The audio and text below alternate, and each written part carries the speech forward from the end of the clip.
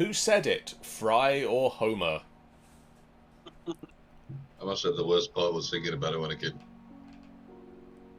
When you told us it was going to be Fry versus Homer, for some reason I had in my head Stephen Fry or Homer Simpson. Okay, I might need to do another round on that. I won't lie, I'm going to be groaning at that round.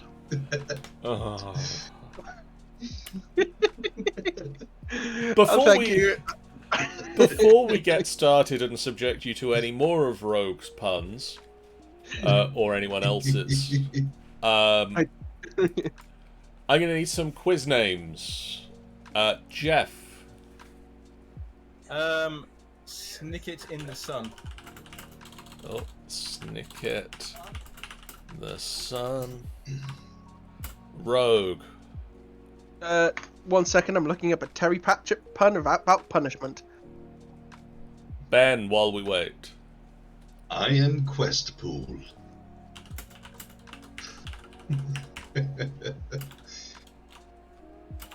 Oh, bugger it. I'm just going to go with crime and punishment.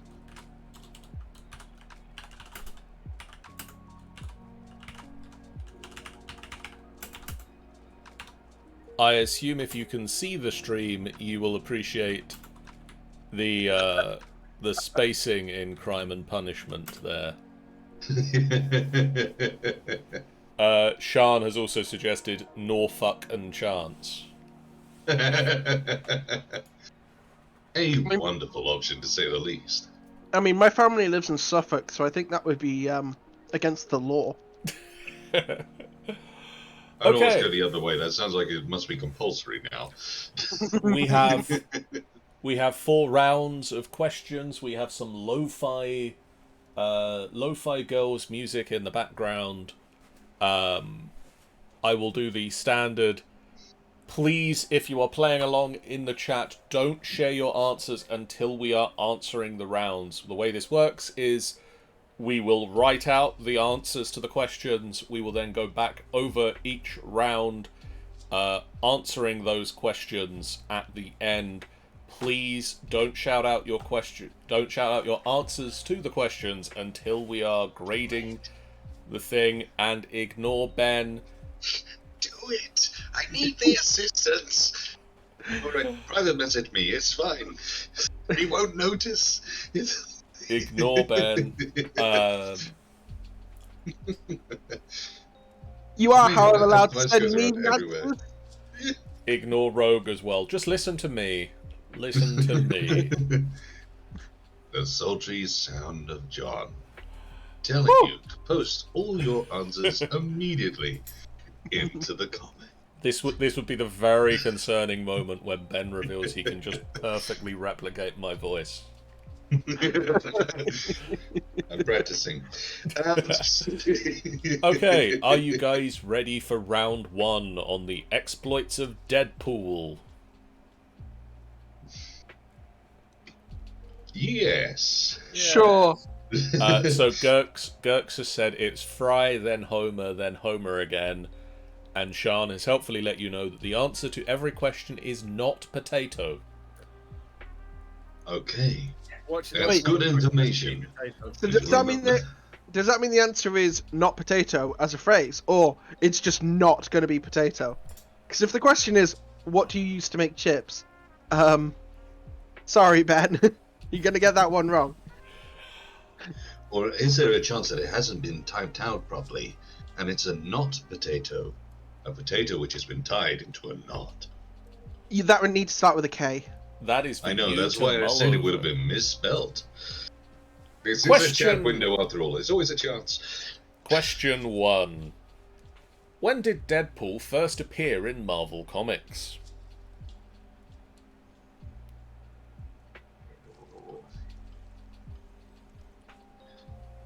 Are we looking for like a comic issue or year? I will take either, as I have both.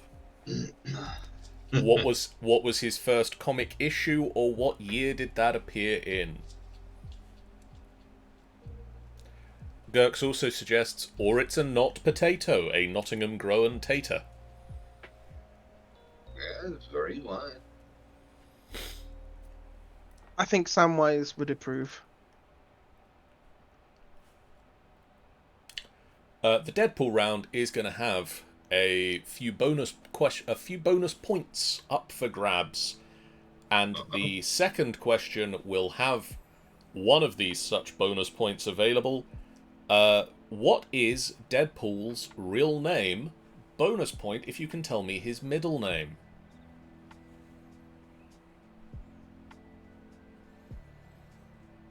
Oh, God. I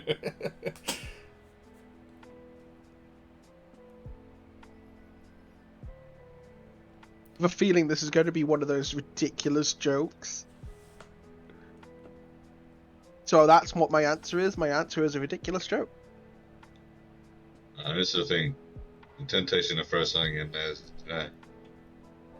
Well, the problem with Deadpool is that outside of the utterly horrifying gore, a lot of the humor is pun related.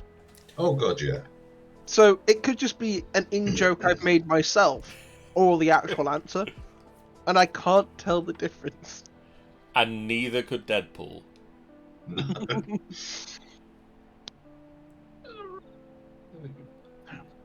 Question. Well, we'll wade through the muck of knowledge. Question 3. In the series Deadpool Kills the Marvel Universe, what causes Deadpool to start killing the Marvel Universe? Oh, God. It's been so long since I read that one. I loved it, but it's so long since I read that one. Oh.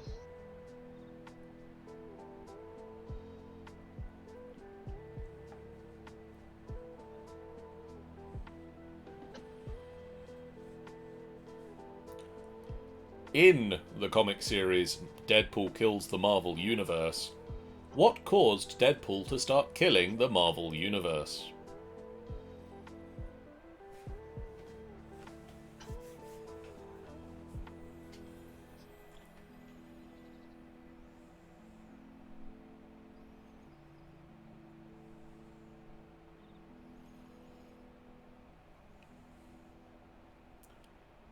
I don't have a bit for this one. It would be a difficult one to have a bit for. It's a fairly long answer. Jeff, do you have anything?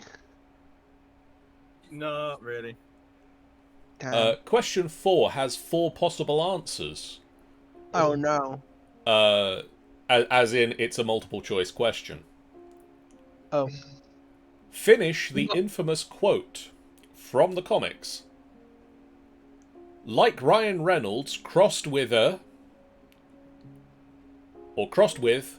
Shar-Pei, Freddy Krueger, an avocado, or a topographical map of Utah.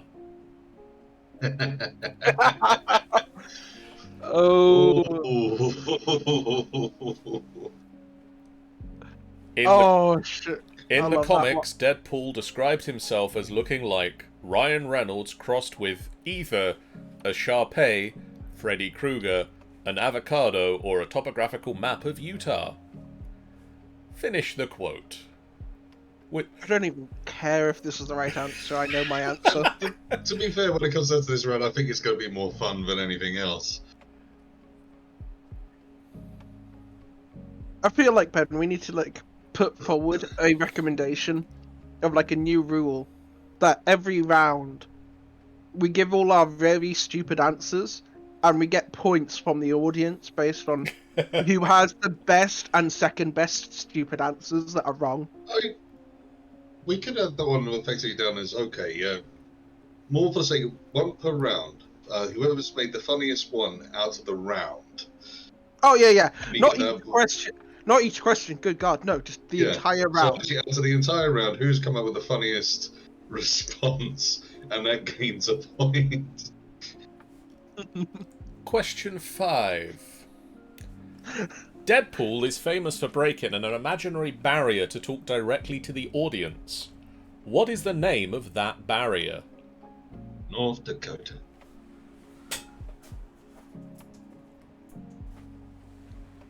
Surely that's a result of the barrier. What, North Dakota is the result of a barrier? Yeah, it's like there's no other reason to have two states because like surely there'd be a natural border between North and South Dakota. So all I can think of is that there is the Dakota Barrier, which isn't a river. It's too bloody flat to be mountainous.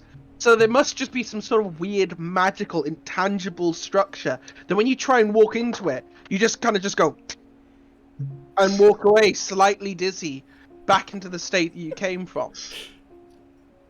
I just like the idea that you just sort of you take one step over the line.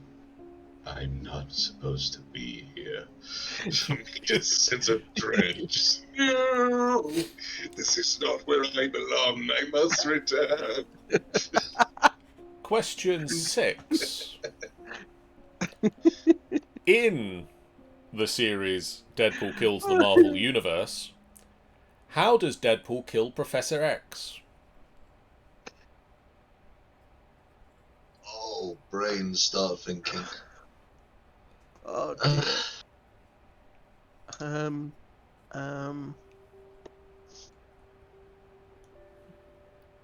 Also, if you've not read it, Deadpool Kills the Marvel Universe is an amazing run of the comics, and led very nicely into Deadpool Illustrated.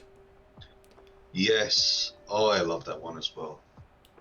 Such a wonderful sort of bleed in from one story into another as well. Also, not related to any of the questions I picked out for this comic book recommendation of Deadpool versus Carnage, where two completely insane killers go and fight each other. Actually, I don't know who I'd put my money on for that. I've not read it, but like, I feel Deadpool has more power over the universe itself. Do you want to know why Deadpool decides to go and fight Carnage in the comic? Stole his shaving cream. He's flipping through the TV channels, and each program has a different word in it. And it's like a whole page of him just flipping through the TV channels, and the TV tells him to go and capture Carnage. But it's all the different channels as he flips through it, just have like little snippets of this conversation.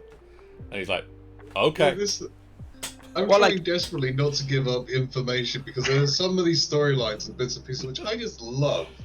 Because it's exactly that, and that's the thing. It's the beautiful thing of Deadpool is the nonsensical nature of it. I just have this image of just like, hey Deadpool, why don't you go capture Carnage? Yeah, and that's what it would sound like. It's pretty much that, and then he just, okay, television.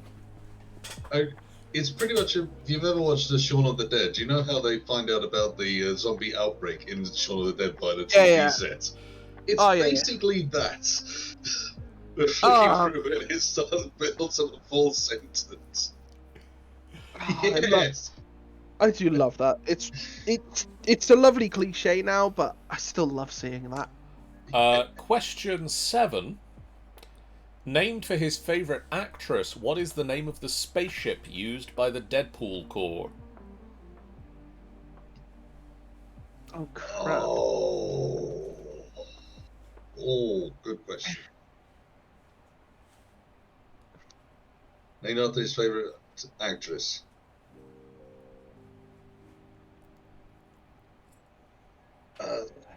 One of his favourite actresses. I'm gonna take a guess there. I'm just making sure I'm getting this person's name right. Yep, I got the name very wrong. I'm not going to tell you what my actual name was, but because that would be an answer. But I have no idea if it's correct. But I managed to get no, because that gives me what my answer is. Never mind. You'll all have to save this mystery till later. Brace yourself, savor it. Question 8. Continuing on the Deadpool Corps theme, which member of the Deadpool Corps has no limbs? What is the name of the Deadpool Corps member with no limbs? Oh. What the name they gave it. Oh, God.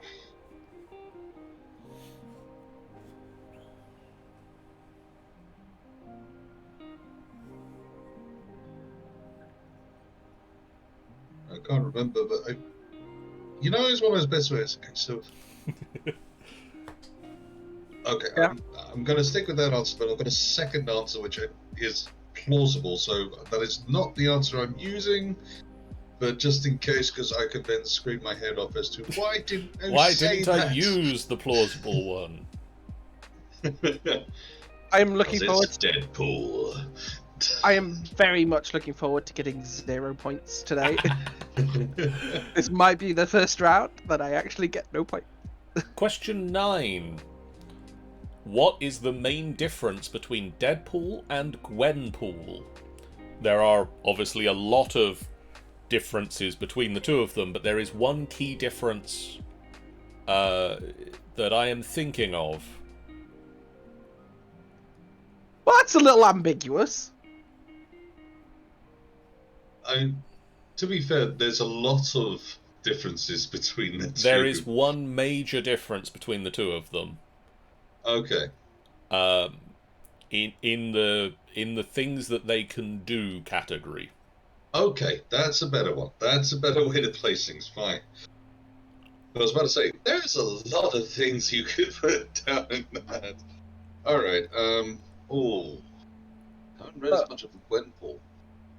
Let's see, what would be a thing which I would probably take away? I mean, oh no, I've read Gwenpool. Oddly enough, that one I've read. I've not read a lot of Deadpool. So I have sort of the wrong way round on this. So I've got That's 4 nice. answers, and I'm hoping one of them will give me a point. Okay. Let's see, so... You say you put down 4 answers. They are all technically true. No, you need an answer, surely. Fine, Just I will. One answer. Fine. When it comes down to it, I will ask John to choose between A or B, and that will be my answer. Let's see, I'm going to... And then I can pretend I was right on the other one. Yeah, I'm going to go for the... well, how do I refer to that?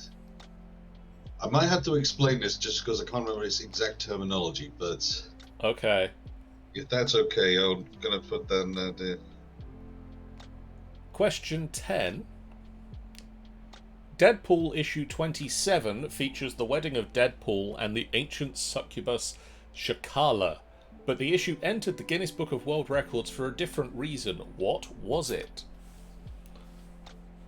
Why is issue 27 of Deadpool in the Guinness Book of World Records? Can you repeat that from the start? So in the... Deadpool 27 features the wedding of Deadpool and the ancient succubus Shakala, but the issue entered the Guinness Book of World Records for a different reason. What was it?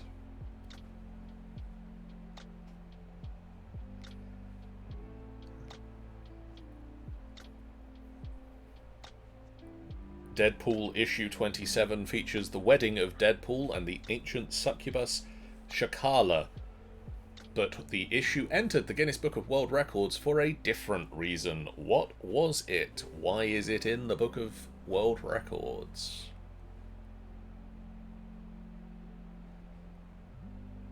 And I believe is still in the Guinness Book of World Records.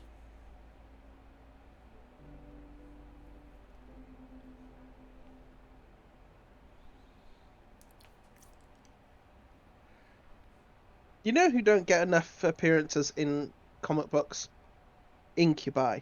There's loads of succubi, but where are my incubi? I do love the fact that when it comes down to it, he left that down to just plain and simply that, because I do love one of the things, I can't remember where it came from, but it was actually a case of the reason why is because they take the audiences to be stupid. So rather than placing that there's a difference between an incubi and a succubi, but they're very close in relation, they just basically No, everything under that one umbrella is now succubi. I mean, if you're gonna do that, Ben, you should at least say hello first.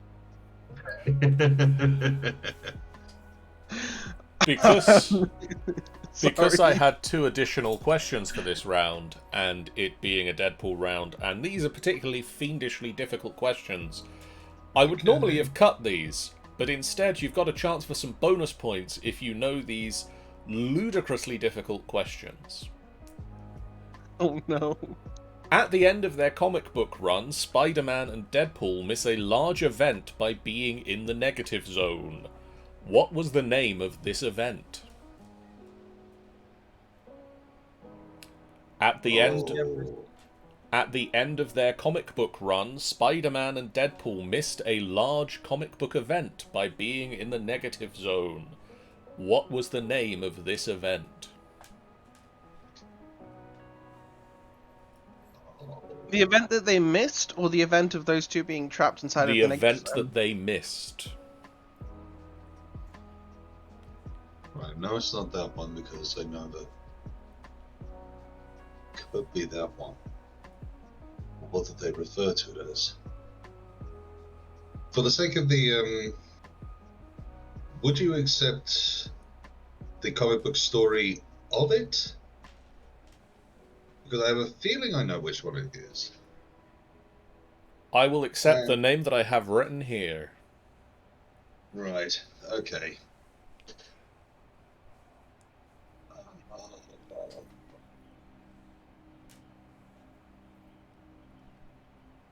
I'm just getting a good look at that gorgeous little goblin picture, and I love it. It is very cute. Yeah, we've got everybody's D&D characters up here. We've got Snicket, we've got Underscum, and we've got Vason. Just because Vason, they are what is set up on your reactive discords. I need to talk to the person you got to draw those so I can like make little little angry emojis of that, like little lightning crackling stuff. I think that'd be very fun. What's it called? Okay, These two were drawn by Tanny, and this one was an Amy creation.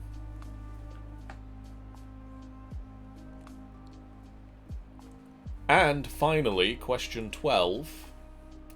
Which celebrity magicians teamed up with Spider-Man and Deadpool for an issue of Spider-Man Deadpool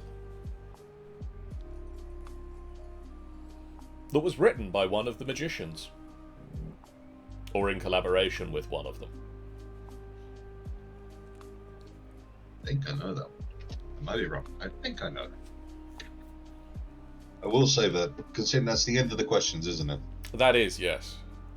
Going on with the whole mentality of Deadpool, one of my favourite tidbits came with a team up with the Punisher. Deadpool was hired to kill the Punisher. And Punisher realised that one of the easiest ways to sort of get by this side of things was to shoot him in the head, put a new mask on him, and then he would awake and not remember exactly what was going on. It would take him a while, and in the meantime, taking them both off to do one situation together. One of the few times that anyone has actually been able to get up on him, and the whole point, Punisher had literally a huge duffel bag full of Deadpool masks to carry on going through. And every time he would wake up from the exact same dream. Did anybody play the Deadpool video game? Yes. Nope. That had some fantastic moments in it. There's one where he's in going through like the sewers. He has to get across this huge chasm, and he's talking to himself. His inner voices are going, "How are we going to get through this?" So you see like the inner voices appearing on the screen, and he suddenly realised, "Wait a minute!" And then he platforms across the blocks that the inner voices made. Yeah. I just love the bit where they ran out of budget in the game. I'm like, what are we going to do now? They just started turning into a top-down 8-bit sort of thing. Okay. Oh, Now for some answers. Jeff, when did Deadpool Hello. first appear in the Marvel Comics? Oh, I've got it in my mind that he was an X-Men enemy at one point. I put 1997, but I think I'm half right on the enemy thing, but I can't remember any more than that. Rogue. I've got 1983, something about Spider-Man. And Ben. I wasn't entirely sure. I think when it came down to it, it was a Wolverine villain, and it was I placed down 1992 because I have no idea. Well, Ben is the closest, but the correct answer is 1990, Oof. and he first appeared in New Mutants number 98. Huh. Oh yeah.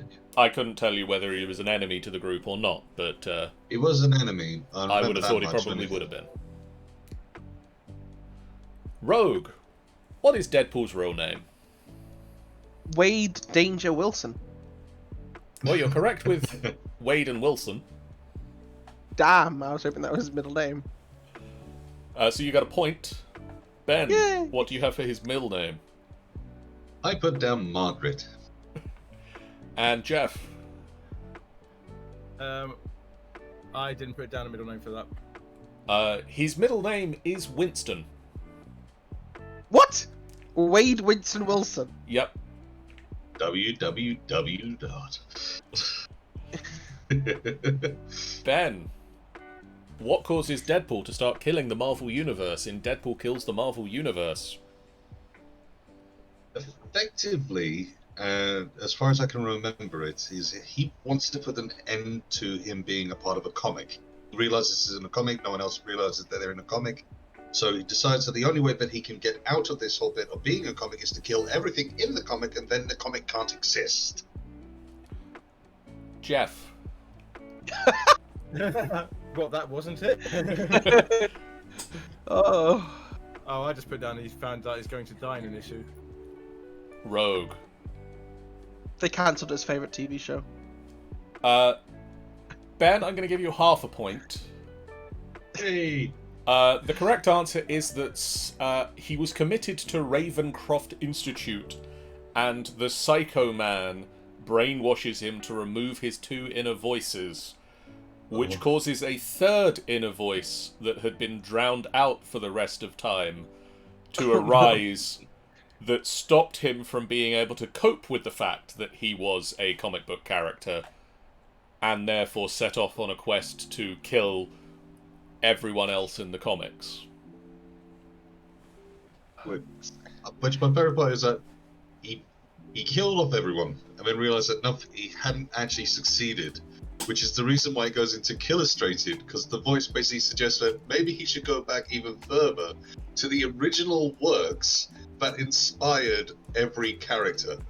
So basically go and kill every original work from Moby Dick all the If we way- don't have those literary characters, we have nothing to base the comics on, and therefore the comics won't exist. Exactly. Jeff, finish the quote. Like Ryan Reynolds crossed with a Have I got a Google map of Utah? rogue. Oh, I put the same one down, but I have a feeling that's from the film rather than the comics. Ben. I put down the exact same one as well. I just thought it was the most humorous. It's gonna be avocado, isn't it? It is a Sharpei. A Chopin, huh? What, pray tell, is one of those? It's a type of dog. Huh. Can we see a picture? Maybe Because if I don't believe that's a dog. a Sharpei is, well, actually go to the Discord now, and I will post a where am I going to put this? Land beyond sight and sound. The Discord. I'm going to put it in the Mind Bleach and Happy Thoughts channel on our Discord. So if you are in the chat and aren't in the Discord, head over to the Discord to see what a Sharpei looks like. I okay. get part of it, but at the same time, no. It's Yeah, no, sorry Deadpool, you're wrong. It's basically a dog with a lot of skin. I'm glad it's that and not there's actually a dog that looks like Freddy Krueger, but still. Rogue. Deadpool is famous for breaking an imaginary barrier to talk directly to the audience. What is the name of the barrier? The Dakota barrier. I mean, no. The fourth wall. Correct. Based on the old-time sitcoms and things where you would have 3 walls of a building, and the 4th wall being where the camera's faced in from. There you go. The 4th wall. Ben! I also like as an extra point on that. Deadpool wasn't the first one to actually break the 4th wall in Marvel Comics. Does anyone know who it was? Was it She-Hulk? It was. She-Hulk was the first. And yet, for some reason, that is completely forgotten constantly. Yeah, she did a lot of 4th wall breaking stuff. Yeah. And then I mean, just didn't. Hulk breaks a lot of things, so I imagine She-Hulk could be breaking a lot of things, but more intelligently. Clever way to look at it. Ben, we apparently come back to you for another Deadpool kills the Marvel Universe question. How did he kill Professor X? Okay, I couldn't remember how he'd done it, so I'm going to go with my best guess, was something which I know he has done in the past, and I can't remember whether it's from this. He basically, Xavier tried to take control of his head, but basically went inside, and in Deadpool's mind is so chaotic, so terrible, so terrifying that he got caught, slapped, and Deadpool killed his mind in his mind. I'm going to give you a point for that. Yay! Wait, is that what's being referenced in the new Doctor Strange movie? Kind of. I think so, yeah. Basically, in Deadpool Kills the Marvel Universe, Deadpool has got the X-Men trapped in a maze created by Arcade, having already at this point killed Wolverine once, but, you know, Wolverine's so popular he came back for the X-Men issue. He gets Professor X and informs him that he should just read his mind.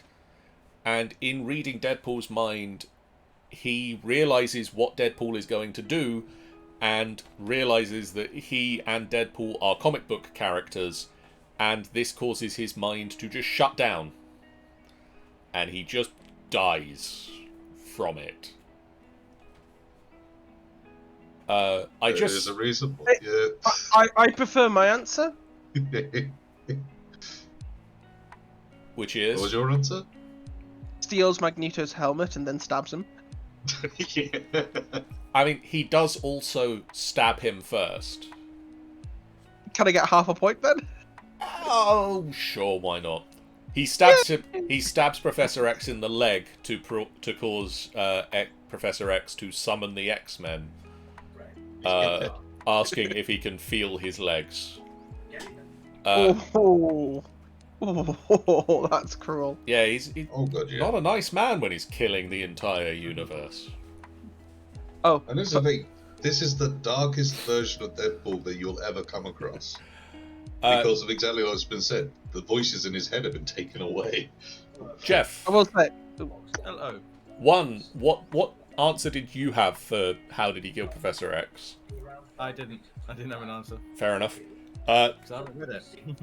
Do you have an answer for the name of the spaceship used by the Deadpool Corps?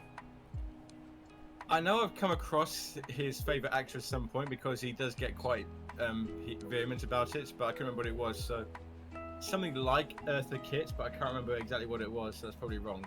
Rogue. I originally was thinking it was the Daisy Newton, but then I googled that and found out that that is not an actor. An actress. Turns out that that's actually a lewd Instagram model. Not quite the same. He might be a fan. Deadpool Probably probably would be a is. fan. So I went with the Mandy Newton instead. Ben. I went with Betty White. You were close. It's the B. Arthur. That's the one. Ah, I knew it was one of the Golden Girls. I knew it was one of the Golden I recognise Girls. the name, yeah. No, because as well as that, he named the blades as well at one point in one of the iterations. And one of them, I swear, one of them was B. Arthur, and the other one is Betty White. Yeah, he does have a thing for both of those members of the Golden Girls. Yeah. Rogue, what is the name of the Deadpool Corps member with no limbs? This cannot be the right answer. So my answer is Strong Arms McLegged Man. You're right, that isn't the right answer. Ben. Yay! Yeah, point.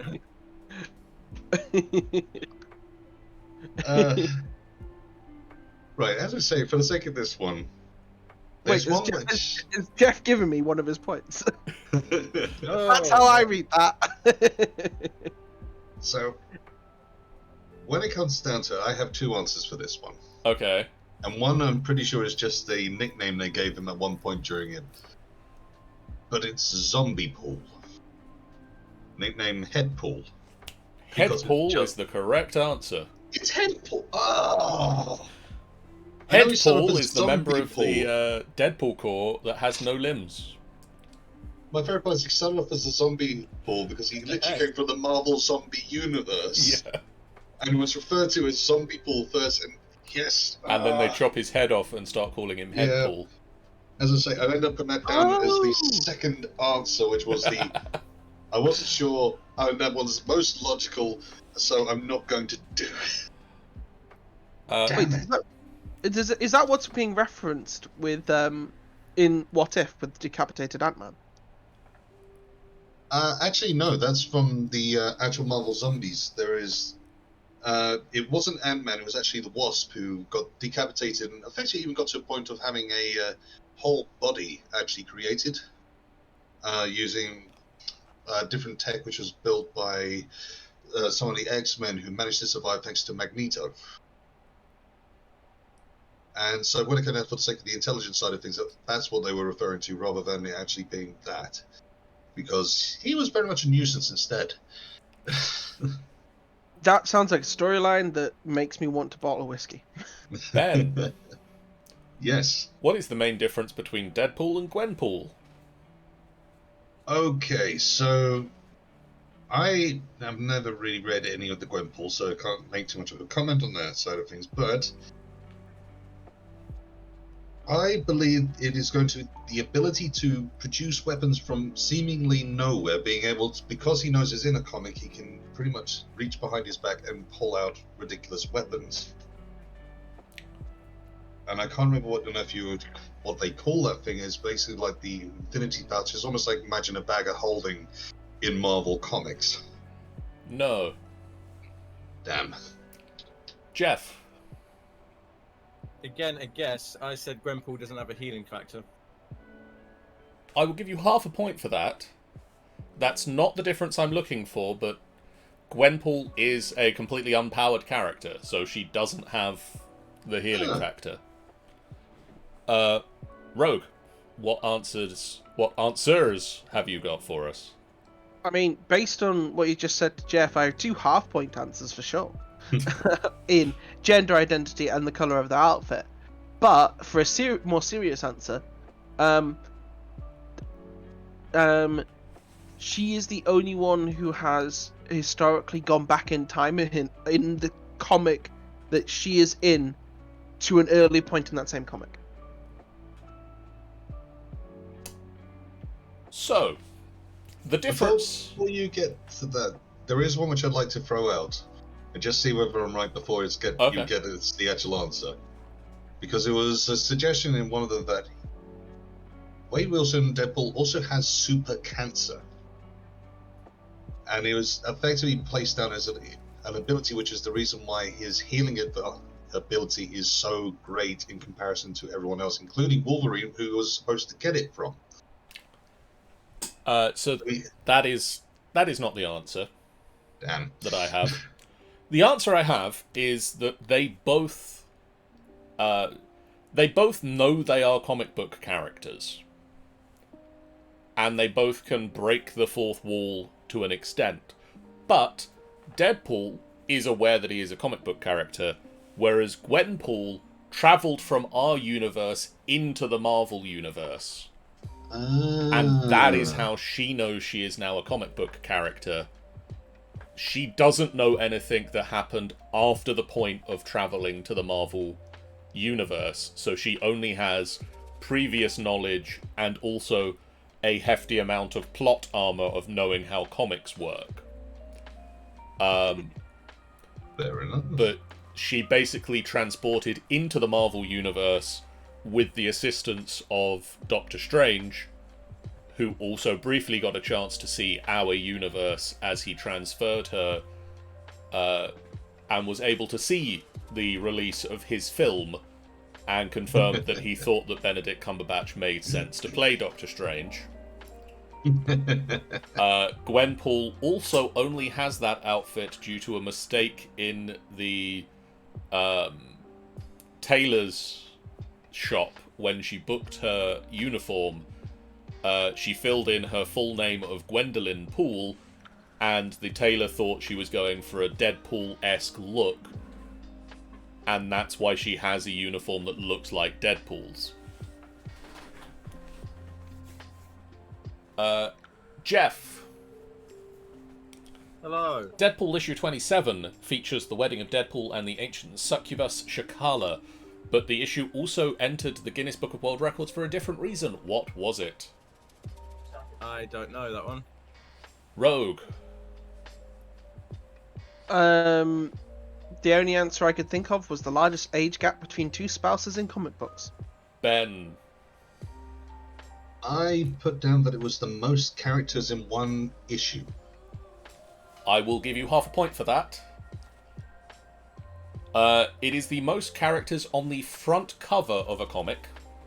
Oh. There are 224 distinct characters on the front cover of the comic, featuring a large number of the Marvel Universe, alongside a handful of Marvel Universe comic book artists and writers appearing on the cover.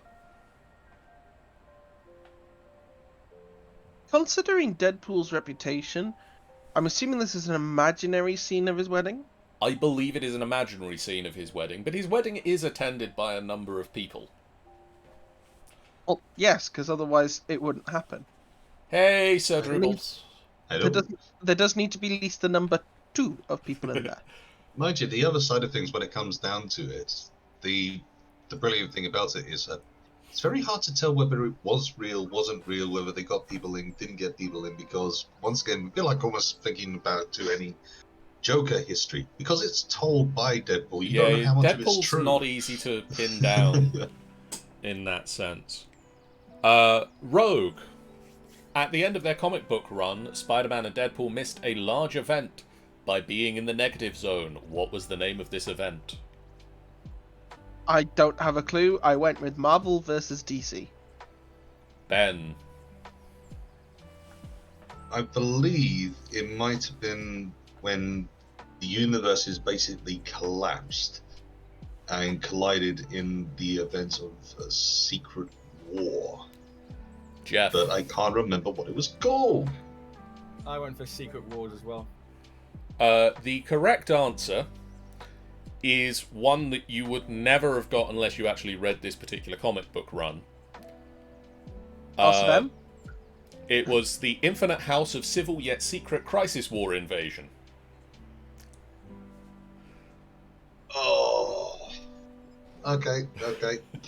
They missed a comic book event that didn't actually happen in the wider universe. They just got back to a devastated world with a number of panels shown saying that it featured in this made-up comic book event. And Deadpool then realised that a comic book event had happened, a cross-book event had occurred while they'd been away, and also realised that not only was he cut off from the fourth wall, he couldn't speak to the audience anymore, but the editor wasn't there to fill him in on the information that he had missed. Wow. And finally, finally, Ben, which celebrity magicians teamed up with Spider-Man and Deadpool in an issue of Spider-Man Deadpool that one of the magicians helped to write? I believe it was Penn and Teller. It was Penn and Teller. Oh, Pen- sweet. Pen That was a and- guess on my part. Penn and Teller and Spider-Man and Deadpool swapped partners. Yeah. Spider-Man had to work with Teller, and Deadpool worked with Penn Jillette. Can't imagine who would have more issues with this. Well, the Merc with a mouth had to play the part of Teller, who doesn't speak. Which really got him. I mean, the alternative is that he'd have to work with Teller, and imagine that would drive him mad. Actually, he's played many a time. He loves people that don't talk, because effectively he puts his own voice through thought bubble into that person's mouth. Becomes like a ventriloquist act and say, "I'm so glad you're on board."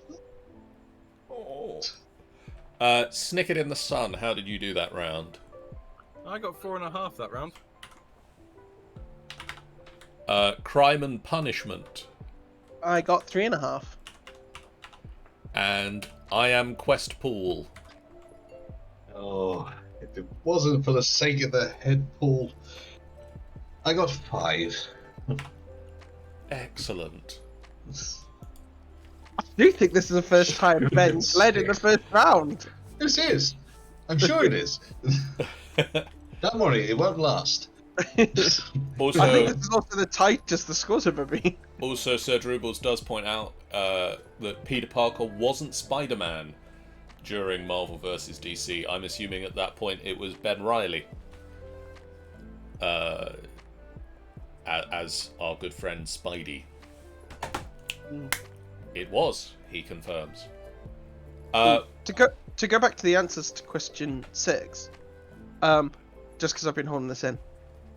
Since we kind of treat that was being referenced by the new Doctor Strange film, as much as it's the second best film about the multiverse you must watch this year, it does have 2 of the most spectacular horror visuals I have ever seen. One of which is the scene that seems to be a reference to the death of Professor X in that comic book run, and the other one, you see part of it in the trailer, but is spectacular as you see. Does anyone care about spoilers? I'm not caring about chat here, so chat, cover your ears. Spoiler alert. I was going to say, Kush, this is where you sort of need a little flag just sort of flashing up for a spoiler alert, spoiler alert, spoiler alert. Okay, go on. So the second one will be Zombie Strange, which is amazing. Just the entire visual spectacle around that is some of the best horror visuals I've ever seen. Like, if you want top-notch horror in terms of just the visuals of it, such a good film. Didn't think Sam Raimi could do horror. We now move on to the next round, which is on 90s television programs. Okay. Oh yeah. Question 1. Which TV soap doctor had an affair with Sarah Beaumont? Sir Dribble says, what? A Sam Raimi directed movie is horrific? Never. No, that's not what I meant.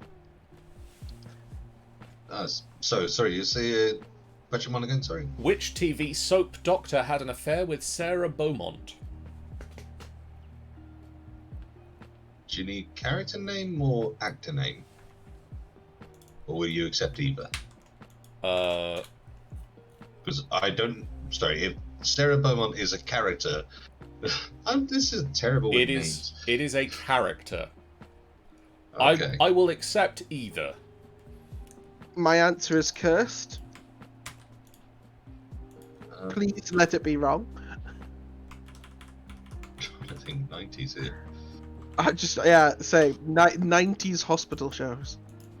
I no one can expect me to remember anything of the first half of the decade. As I say, I have no idea, but I'm going to go with that one. Well, actually, for I the couldn't record, even tell you what the character's called, but I'm going to go with that one. Question For the 2. for the record, am I the youngest one in this chat right now?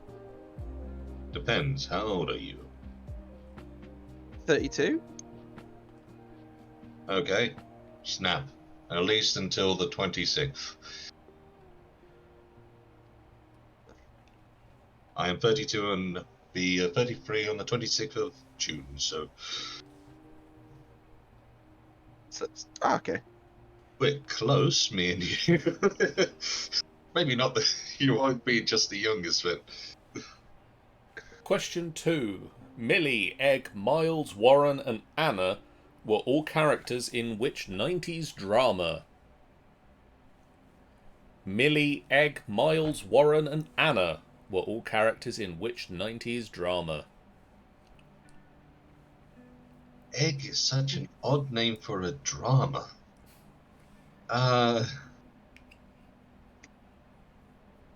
They are all characters within the drama. Oh, I know that, but when it comes down to Egg, it seems more like it should be in a sitcom. I mean, for poor Egg, the amount of sex jokes that can be made. I mean, if nothing else, at least he's laid. Ooh. I won't lie, that one's gonna crack me up for a while. I mean, it was a bit of a scramble, I'll admit, but, you know, I think I got there. Yeah, I mean, look, you gotta look at the sunny side of these things. That's enough with these yolks. I mean, are you all white, John? Question 3. It does seem a bit runny. Oh, God. Question 3. Screech Powers was in which teen comedy? Screech Powers was in which teen comedy? Oh no, I think I actually know this one. Sir Drupal says, "Where did you poach that joke from?" And then informs me that I should read that. Well, it was boiling over for a while.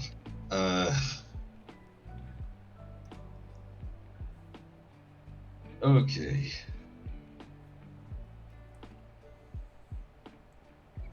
'90s powers activate. Question 4. Question 4. BBC's Our Friends in the North launched the careers of several notable UK actors. Can you name any of them? No. Correct! Yeah, I was about to say, you know, that's how we get the point. I'm sure you could if you thought about it. I really can't, John. I left the country when I was 5. Well, that's not my fault. It would be very surprising if it was, to be honest. I would have questions to ask. One of which is why someone with that level of control is running a pub quiz. Like, did you upset some extra planar deity that just went, no omnipotence and omniscient powers for you anymore, Sonny Jim. You have to go and have a normal life. I have my fingers in many puddings. They're very hot, and I should take my fingers out of them. What was? Can you say the question again, please? So, Our Friends in the North launched the careers of several notable UK actors. Can you name one? And in no way help for Rogue, many countries have a North. I got there before you did, John.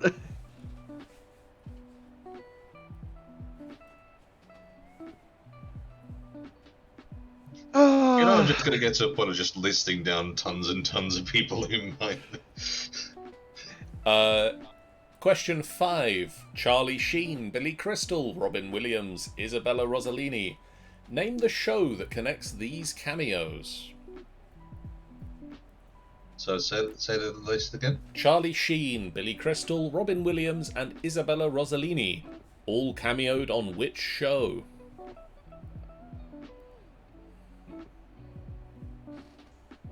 Cash in the attic. It was a big show for them. Well, they were desperate, John. They were desperate.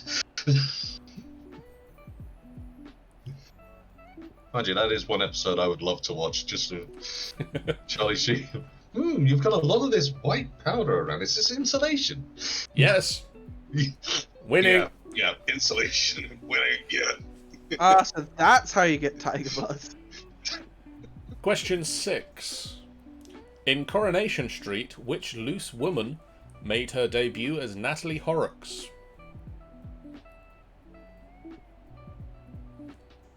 I mean, John, I'm just scandalised that you were just From the TV slander show Loose someone this Women. way. Yeah, that doesn't help.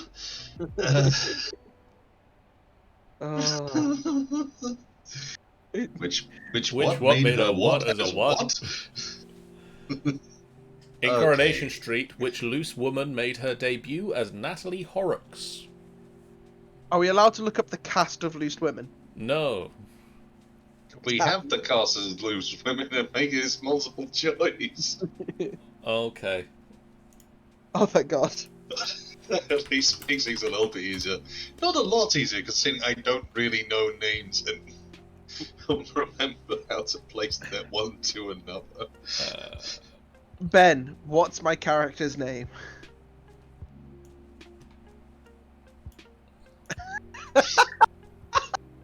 Starts off with a V. Okay, that's pretty good. In fairness, it's like 4 consonants back to back.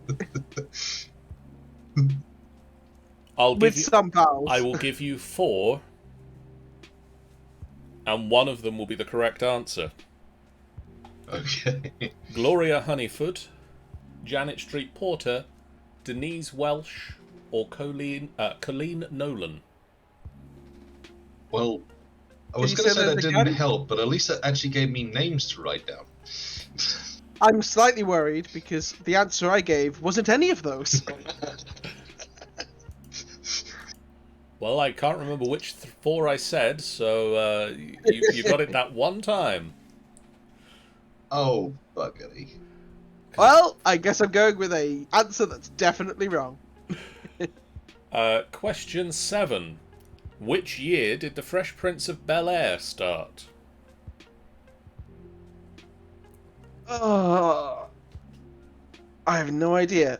But at the end of this, can we do the song? I mean, everybody knows it. Yeah. Uh, we just need you to play the music. Question 8. Which UK TV channel originally aired Buffy, Heartbreak High, The Fresh Prince of Bel-Air, and Quantum Leap?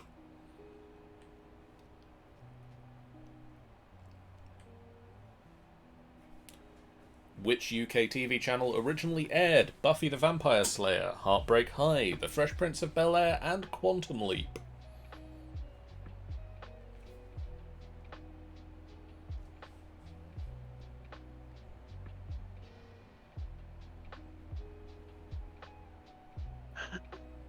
No.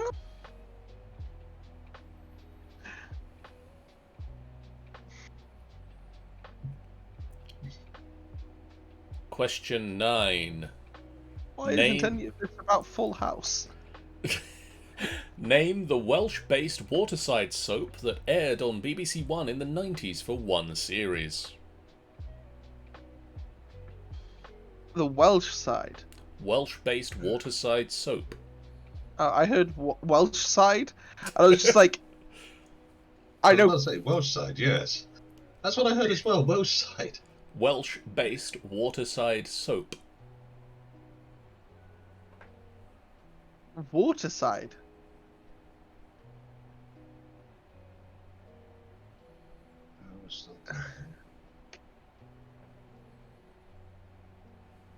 That's literally the only show I can think of that might have been shot in Wales, apart from L Doctor L question mark whomst is thou?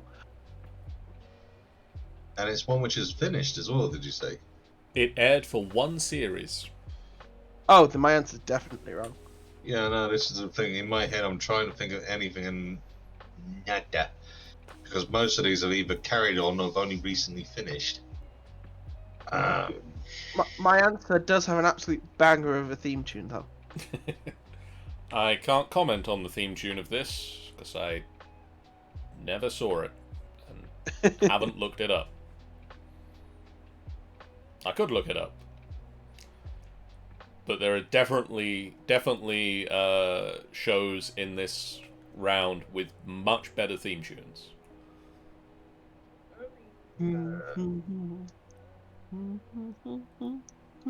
And finally, question 10. Whose body was under the patio in Brookside? Yeah, I ain't no snitch. I assume it's a big. Mason is your name. Vason was under the patio in Brookside. Now here you go, Ben. You've got half of it. What's his last name?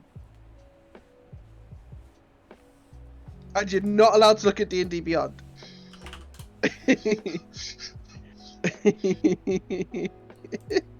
Mason. Oh.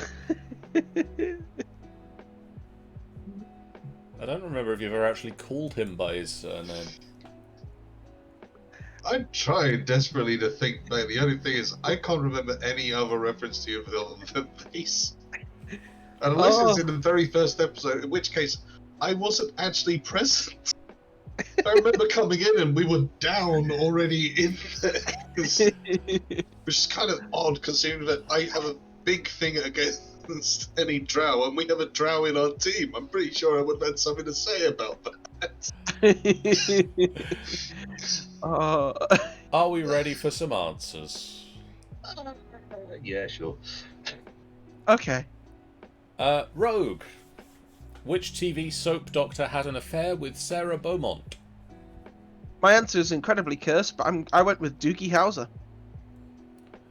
No. Ben. Do you know why that's cursed? Yes. No. Doogie Howser was a child doctor. Oh, right. As in, he was a child who was a doctor. I put down George Clooney. I had no idea what his character's name was, but I know that he was in a hospital thing. Jeff. Didn't get it. As Drew has correctly pointed out and answered for most of the round, Good. Hold on. Let me just take those. It was Carl Kennedy. Let me just quickly jot those answers down. No, Ben.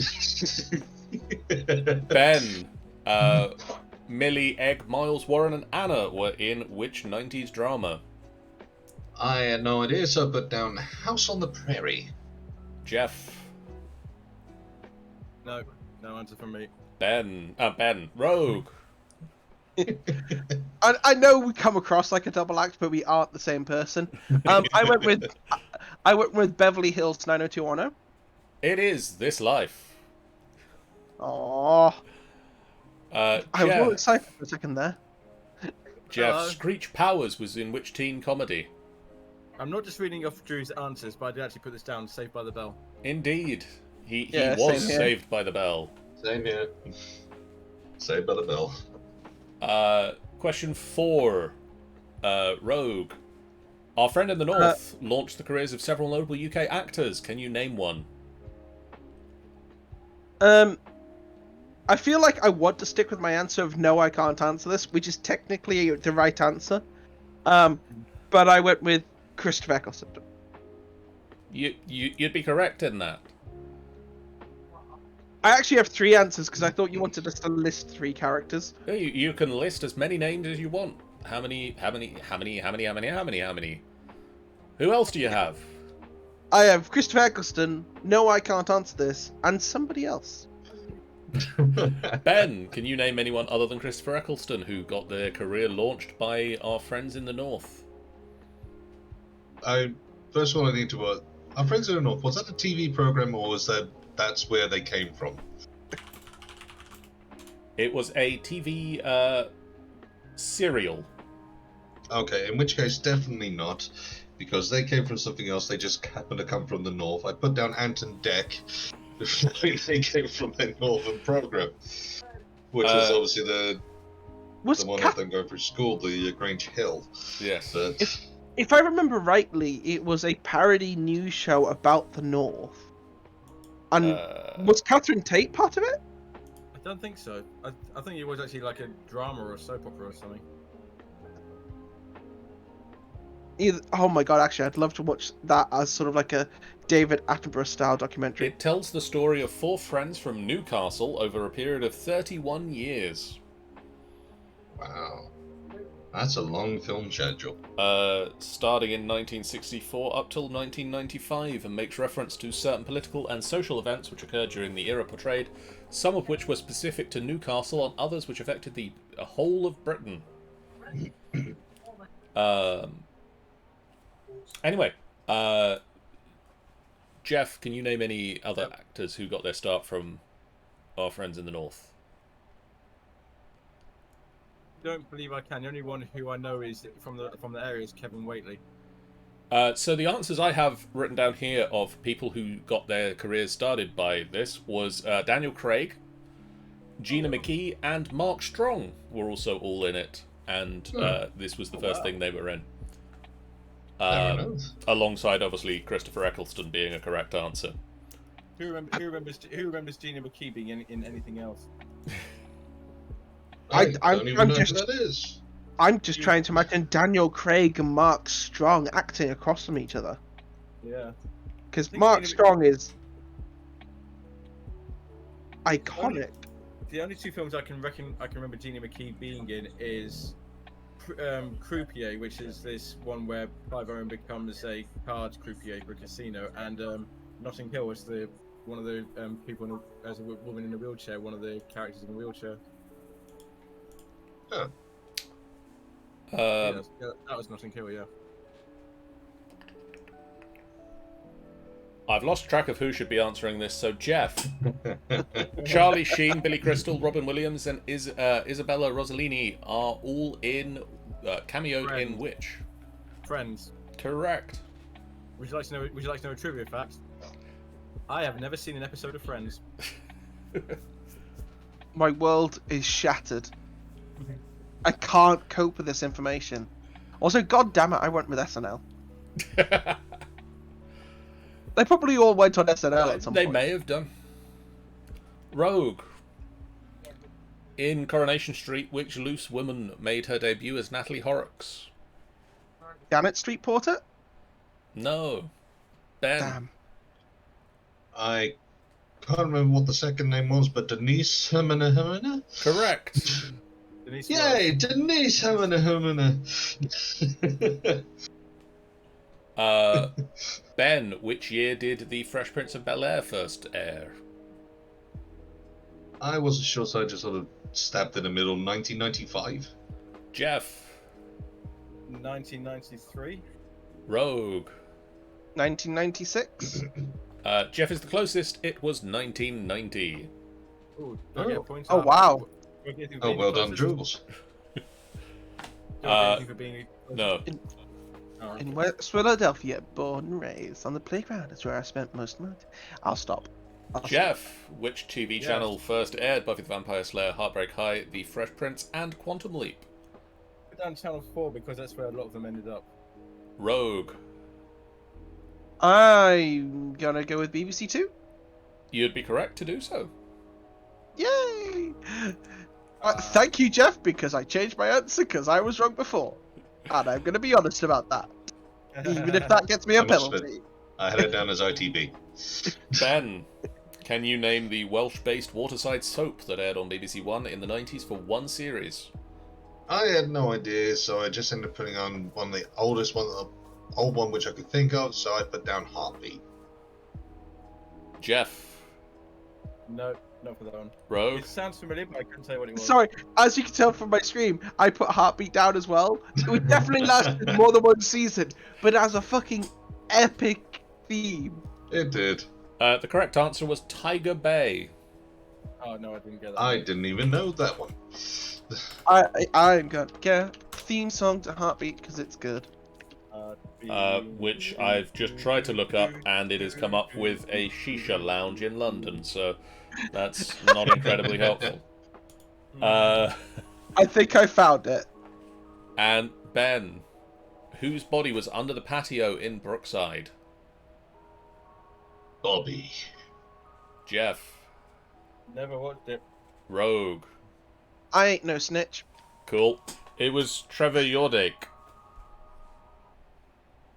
Yes. I assume that means something to someone. There will Jeff. be one person one day in the future watching this video is just screaming out. I've put the theme tune in the voice chat stuff, by the way, John. Jeff, how did you do? I got 4 for that one. I'm going down. Crime and Punishment. Don't worry, there's still someone lower than you. I got 3. And I am Questpool. I also got 3. Ooh, Jeff, you're taking your natural place back in the lead. Back in It's the only lead, but half it's a a point. narrow margin. Wow. We move on to Yeah. round 3. Drew says 7 for him. Just on that round. Yeah, but Drew's not playing again because he said he's only ever going to play the quiz once. Yep. So his We score is have our officially, ways. so And- his score is and officially he- 0. He also wrote 2 of the questions in the Deadpool round, so really he can't answer those. Ah. We now move on to a round on Terry Pratchett books. I think Okay. entirely the Discworld, but no, yeah, entirely the Discworld. I haven't written anything about any of his other books. So obviously this is a round that is ripe to come back to. Question 1. What is Lord Veterinary's first name? Andrew, we used the Gwenpool question and the Professor Xavier being killed in Deadpool Kills the Marvel Universe question that you suggested.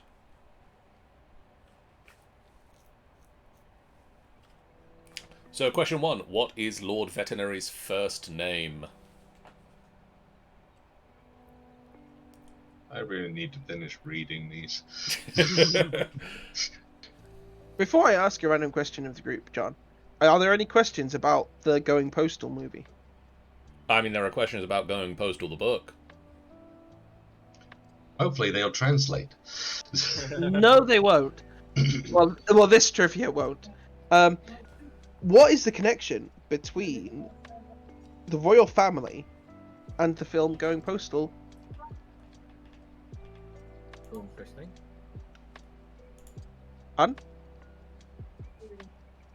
I have seen the film, but I can't. I don't know what the answer is. No. Unless one of them cameoed in it. That's the only thing I can think of. Claire Foy. What? Because Claire Foy plays one of the plays the female lead in Going Postal as a movie and plays the Queen. One, Drew. No, I didn't ask them the Rob Liefeld question, which was what can creator of Deadpool Rob Liefeld famously not draw? Hand? The correct answer is feet. Although I did also point out that he is also fairly famous for not being able to draw a proportioned person. And Drew also points out, I need to start reading these books, then my mum will like me. Not that she doesn't. I just feel she'd like me more. Right, we've got question 1 so far. Question 2. The Discworld stands atop a giant turtle. What is the turtle's name? Well, That could have been that question could have been worse, unless the other obvious question is coming up this one. Oh. No, I didn't ask the other names. Oh, I very nearly made this stream Billy Connolly rated.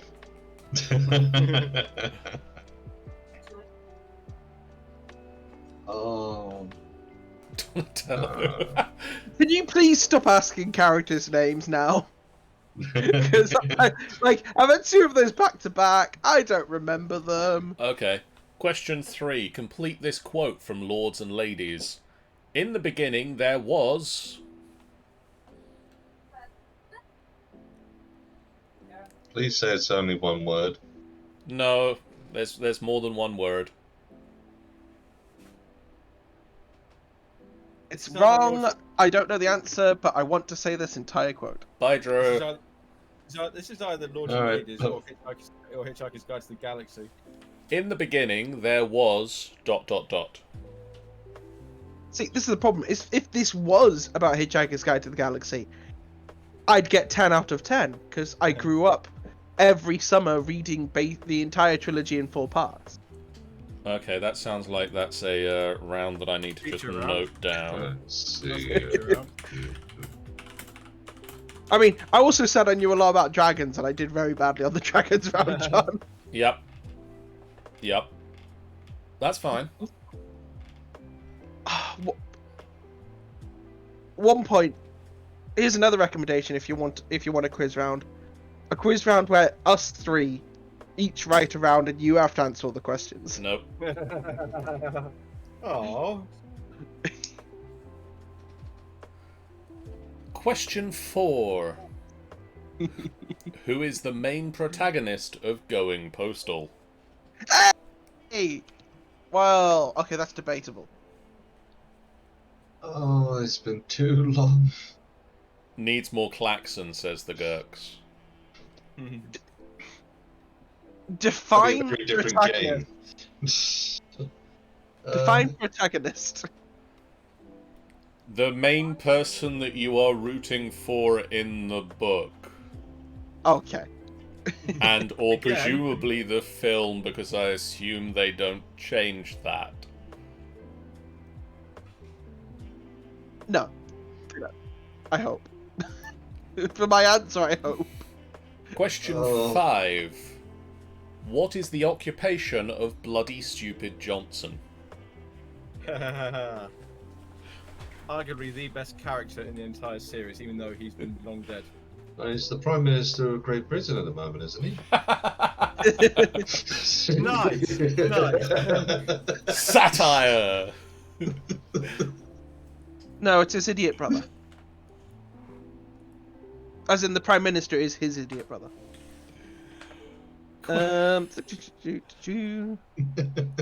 Question What was the 6. question? I forgot the question. What is I'm gonna take question my 5? night off. I think I deserved it with that one. Question 5. What is the occupation of Bloody Stupid Johnson?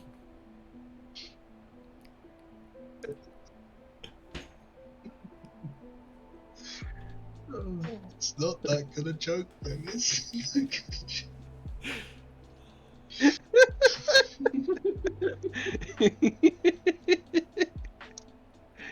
Oh, one day we will have our Parthenon moment, Ben. Question 6. Who or what on the Discworld has the motto Quante canicula il in fenestra?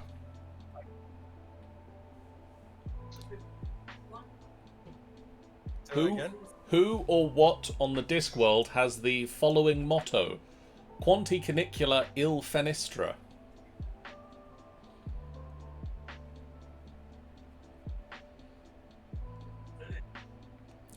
And for a bonus point, translate that from Latin.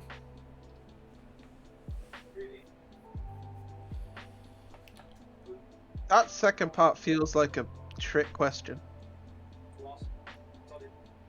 Who or what on the Discworld has the motto Quanti canicula il fenestra? And it is in Latin. Okay. I'm not fancying my chances with this round. Question 7. Oh, No one can beat Granny Weatherwax at borrowing. What does it say on the card she holds while she's out there?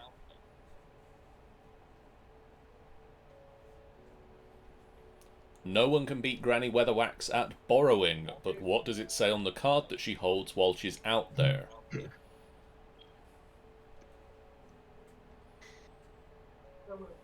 I don't know what you're talking about, so I've put a quote that I would expect on her Magic the Gathering card if they ever made a Terry Pratchett themed. I want to see that Set. crossover. Mhm. Question 8. Another simple one. What is the name of Death's horse? Oh! I actually knew this one. Oh, choked.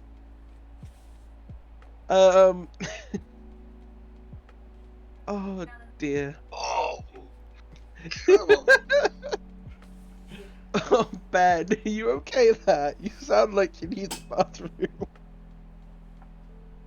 Yeah. Maybe just crying. Question 9. Which member of the Ankh-Morpork City Watch carries a certificate that states on the balance of probability he is a human? Oh, Which member of the Ankh-Morpork City Watch carries a certificate that states that on the balance of probability he's human? is it Do we get okay if we bonus? just go with the last name? Yes. I want to do his full name. I will accept last name. Yes. I will be very sad if you don't reference my favourite thing in Discworld in this last question. Oh, well, you might be very sad. Especially Almost because certainly. I don't know what your favourite thing about the Discworld is. Oh, And the that's question is unlikely to be, what is Rogue's favourite thing about the Discworld? annoying. If it is, then fortune favours the bold. I was going to say, as well as that, I think that is an unfair advantage. Question 10. Which City Watch member was the first openly female dwarf?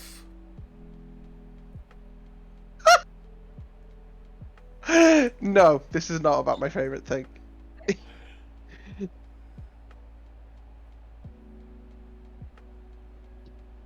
Oh boy. I know we did a lot of name questions here, but there's a lot of names, and they're all good. Yeah. We will return to Terry Pratchett books, so Yay! there are plenty I of need- other books that we can talk about. I do need to reread them. Just because. I do. My favourite thing about Discworld, now that we've got all the answers in, oh well, we all got answers, is Terry Pratt. One of the Pratt characters, because I think it might also be an answer to a question, so I'm not going to say their name, has a fantastic theory of economics, essentially about boots. Yes. It's not one. Yeah, It's not one of the. It's not one of the answers to the questions, but it's the Vimes theory of boot economics. Which It's- has this year actually been accepted as a thing that the Office of National Statistics is utilizing. It's something about a rich person can buy a $50 pair of boots, Yeah. and be good for 10 years. A poor person buys a $1 pair of shoes that goes for 1 month, but in the same amount of time he spends more, or something like that. Yeah, so Yeah. in the same amount of time that the person has a expensive pair of boots, the poor person spends more on boots than the rich person spent on the expensive boots. Yep. Because as 1 second, I need to look up the correct quote for this. It's basically, in to make it incredibly economic-y terms. Sorry, studied it at school. It's cash on. It's built on the premise of cash on hand theory. The more liquidity you have at any given moment governs not only your disposable income but also the limit on things that you can buy. So, what applies to most people in the UK and even more so in the States is the idea that very few people have the equivalent of 3 months of their income in savings, or at least 3 months of their expenses in savings. Hmm. And so in the USA, it's almost none have that much. Like one or two unexpected things happening to you, and you're going to be missing all your bills. And it's built on top of that premise. So Because, the full quote from the book, which was Men at Arms. The reason that the rich were so rich, Vimes reasoned, was because they managed to spend less money. Take Boots, for example. He earned $38 a month plus allowances. A really good pair of boots cost $50, but an affordable pair of boots, which were sort of okay for a season or two, then leaked like hell when the cardboard gave out, cost about $10.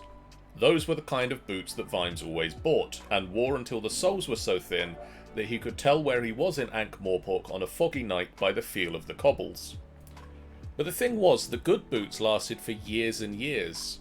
A man could afford $50 had a pair of boots that would keep his feet dry in 10 years' time, while the poor man who could only afford the cheap boots would spend $100 on boots in the same time and would still have wet feet. This was the Captain Samuel Vimes boot theory of socio-economic unfairness.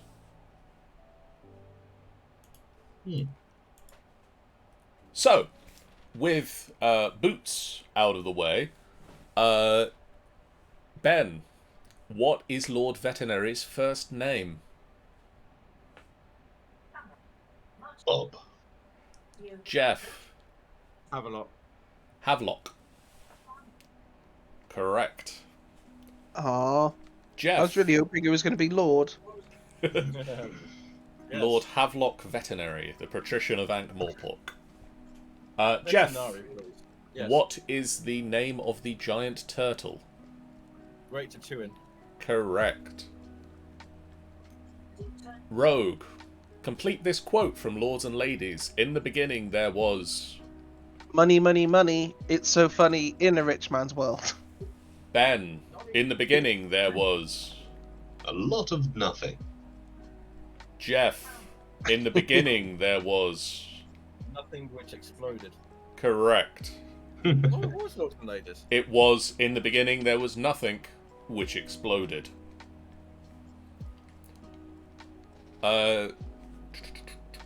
Ben, who is the main protagonist of Going Postal? Bob. Rogue. Moist Von Litwick. Correct. Jeff, Yay! what is the occupation of Bloody Stupid Johnson? He was an architect. He was an architect and inventor, yes. He made such wonderful things as the Triumphal Arch of Morpork, which fits into one pocket, the Colossus of Ankh, which fits into the other pocket, and the salmon trout river in the Palace Gardens, which is 30 feet long and 1 foot wide. He also was And the organ at the university. He made the organ at the Unseen University. He also made the sorting office machine at the post office, wherein he had rounded pi to be 3, and therefore the sorting office machine was able to sort post from the future. Oh, no. And sometimes caused temporal issues when post was delivered before it was sent. Now that's an efficient postal service. Rogue. Who or what on the Discworld has the quote? Has the motto "Quanti canicula il fenestra"? I expect, since it was just referenced, it's probably wrong, but the Unseen University. That's And- no particular sleeping dragon, I think. No, that's Now that you see it, now you don't. that one that you referenced is Hogwarts is Yeah. never No, tickle a it- sleeping dragon. The Unseen University's motto is "Now you see it, now you don't." And my attempt at a Latin translation was something peasant. Ben, what has the motto "Quanti canicula il fenestra"? Bob. I see a running theme here. Jeff, And that's what it says. I have no idea. I want to say it's a guild, and I want to say it's the Guild of Assassins. I'm not sure if that's right, but it's something to do with a window. Well, you are correct with it being to do with a window. It is Of course. actually the quote of the city of Ankh-Morpork. It is Ankh-Morpork's motto, Quante Canicula il fenestra, which roughly translates as, how much is that doggy in the window? That was it. That was, yes, I do recall that now, yeah. But how much is that doggy in the window, John? I Well, couldn't like tell a you. waggly tail. Ben, no one can beat Granny Weatherwax at borrowing, but what does it say on the card she's holding when she's out there? All items will be returned? Jeff, I ain't dead. correct. For context's sake, borrowing is when Granny Weatherwax goes and borrows the body of an animal to fly or walk around and see things that the animal can see, leaving her own body apparently dead at home. So to avoid potentially being Buried. in the time she's away, she holds a sign reading, I ain't dead. Spelling is very important. I ain't dead. Yeah, I questioned that grammar. She is not the best at grammar.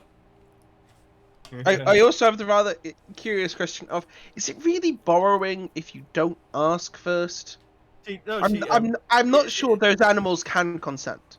However, he always makes sure to do good by them afterwards. Like if it's bees, she leaves out water for them, or if it's a cat, she leaves out a saucer of milk. So she has this idea that he borrows, but she never borrows unwilling creatures, and she always leaves something out for them afterwards. Jeff. But that raises logistic questions. Can she borrow the body of a bee a continent away, or does it have to be one that she can just be like, "Hello, little bee"? I think it's within range, and it was an entire hive at the time. Wow. It's within the country, and it's an entire hive. Something that up to that point nobody thought was possible. Jeff, Terrifying. what is the name of Death's horse? Hey. Binky. Yay! I have my second get point. that right.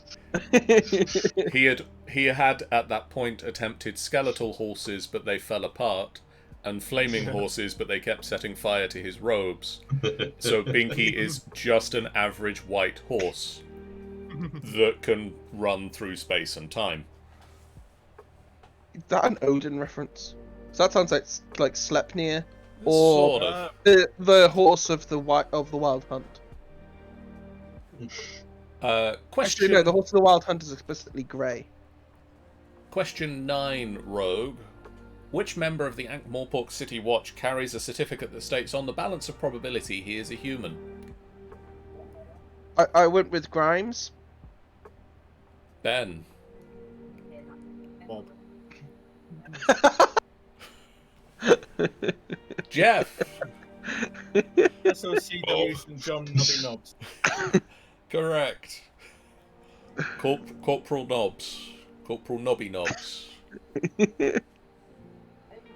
got apparently better know he wrote down evidence received from the palace's maids or something as well.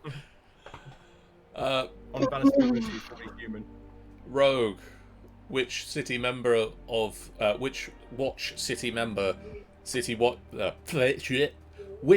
Watch member was the first openly female dwarf? I don't have a serious answer for this. I'm very sorry. I went with Gimliana. Ben. It's not Bob. Jeff. Are you sure it's not Bob? It's Cherry Littlebottom, or as she prefers to be known afterwards, Cherry Littlebottom. Yes, Sergeant Cheery or Cherry Littlebottom, who came out as female. Littlebottom is a very pointed name. I'm just looking at my answers there. Bob, Bob, Or Does- Bob, please, jeez. Does Bob. that mean that in the... Sorry, I've got an important Bob, question. Bob. Does that mean that there could, in the Discworld, be a dwarf called Bob Juicy Bottom?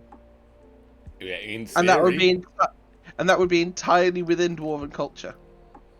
I mean, we see a few dwarfs. We know of dwarfs by the name of one of the most famous dwarves is Glodson, who had some misfortune when somebody, I can't remember entirely if it was just a genie who misheard someone or was dyslexic, attempted to grant the wish of everything I touch turns to gold, and accidentally turned everything he touched to Glod, causing him to be teleported across the time and also duplicated several times as everything he touched turned to Glodson. Jeff, how did you do that round? I got 9. Oh, shitty death. That would put you at 17.5. Because that's because I forgot about how much is that doggy in the window, Frank Warport. Crime and punishment. 2. And I am Questpool. 1.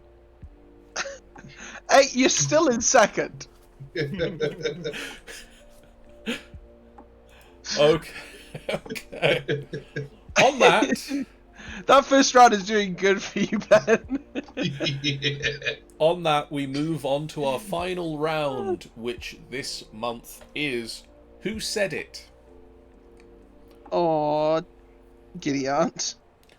You've really got a 50-50 shot on this, because it's either going to be a quote from Philip J. Fry of Futurama or Homer J. Simpson of The Simpsons.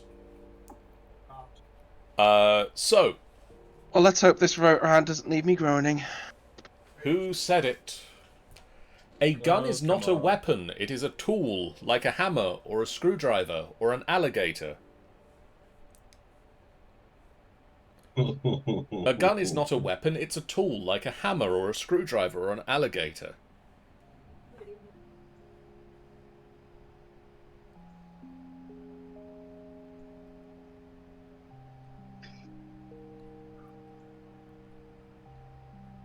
Can you say that again one more time, John?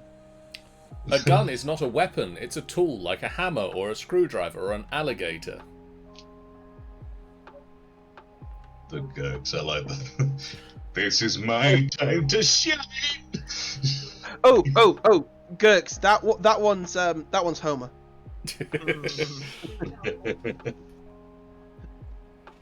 Question 2. Why am I sticky and naked? Did I miss something fun?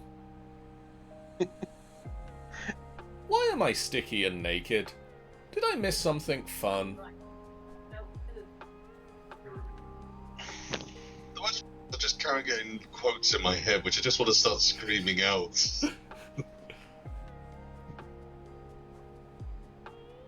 Oh, shitty dad. Question 3. Operator, give me the number for 911.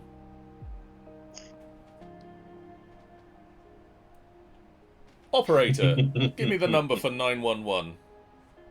Oh. I hate how none of these are obviously one or the other, which I get is the point of the round. But I've currently put the same answer 3 times, and that cannot be correct. But it's all going to be like the same answer, apart from the last one, which is going to be a different answer, and we're going to be looking back and go, what? Okay. Question 4. People said I was dumb, but I proved them.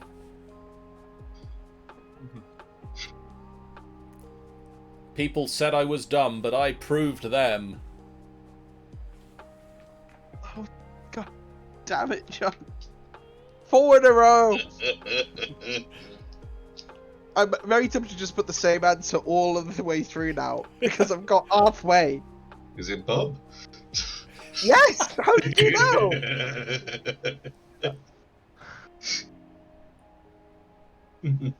Which is actually right for every answer, because secretly both of those characters are actually Chris and Bob.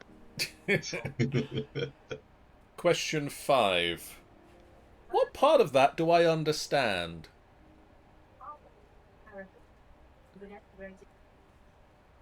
What part of that do I understand?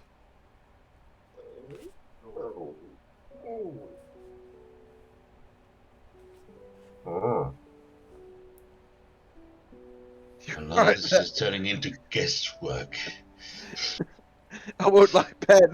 That was a very worrying noise you made then. Don't worry, I make a lot of worrying noises. Badger.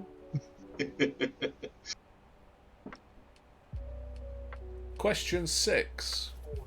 If he's so smart, how come he's dead? If he's so smart, how come he's dead?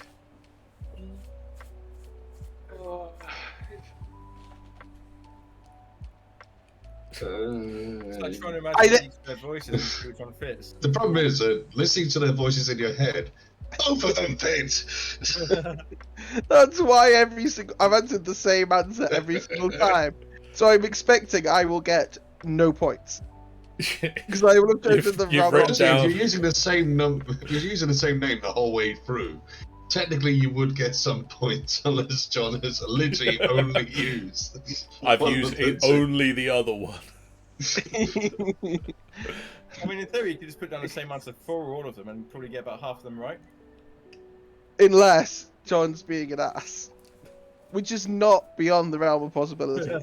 This is going to turn Question- into that Game Changers one where it comes down to, yeah, the rule of the game is crime and punishment cannot win. Question 7. No, I'm doesn't. Question 7. No, I'm doesn't. These just get better and worse at the same time. Going back to that previous reference, one, I entirely love that skit, and two, Brennan Lee Mulligan is my Matt Mercer. Like, genuinely, such a good dungeon master and such a funny person. Yeah. Also, terrifying drama. If you've not watched Exandria Unlimited Calamity, I thoroughly Also, recommend it. He I was- breaks them all. I in was the going to first say- a little clip of the very opening part where literally introduction of characters and just the whole point of that is an incredibly horrific way to introduce It's Yes, I such want an you to introduce amazing your and character. horrifying way to... Oh, gotcha. I've just finished the first episode of EXU Calamity, but that opening, I mean, as you say, Ben, I'd like you to describe your character, but bear in mind he's got a mouthful of blood right now. Probably his own. So I've remember been sorry. No worries. I've been binging the Dimensions 20 stuff that he does, and I'm in the middle of the Unsleeping City, and I think it's the first time he's actually starting to be really particularly brutal with his descriptions, because EXUC, he very much is very brutal, but this is the first time since like Fantasy High and this other stuff where he's just like, oh yeah, you just feel the horrifying crack as this character's neck spins around. Question 8. Just Question 8. Stupidity got us into this mess, and stupidity will get us out. No, why are all of these the same answer? I also like the Gurk's idea of bonus points for the episode plot. Oh dear. I don't know the episodes off the top of my head, so we can't do that. So the worst part is in my head, I am literally playing back parts of episodes and clips at the moment. Stupidity got us into this mess, and stupidity will get us out.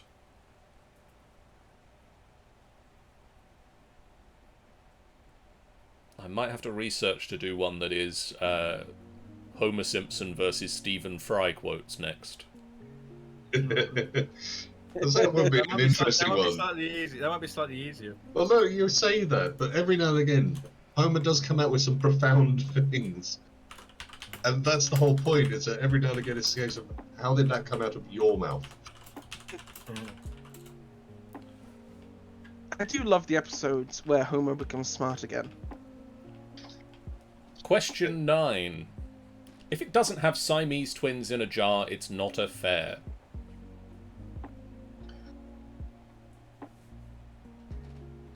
Oh no. Oh no. I hate this. Because the first one, where I think I might put the other answer down, and the problem with that is it is almost certainly going to be the answer I've been using the whole way through. So I'm going to stick with the answer I've been using the whole way through, and still get it wrong. Game theory time, boys. I'm not gonna lie. A lot of my answers are leaning towards one than the other. Well, hopefully that bodes well for me. I don't have an even split. I'm closer to an even split, to be honest. Are the answers an even split, John? I may have... Don't tell us, we'll find out in a minute. I have counted them up, so I will tell you after we do the answers, if you can't work it out from having done the answers. Question 10. My folks were always on me to groom myself and wear underpants. What am I, the Pope? My folks were always on me to groom myself and wear underpants. What am I, the Pope?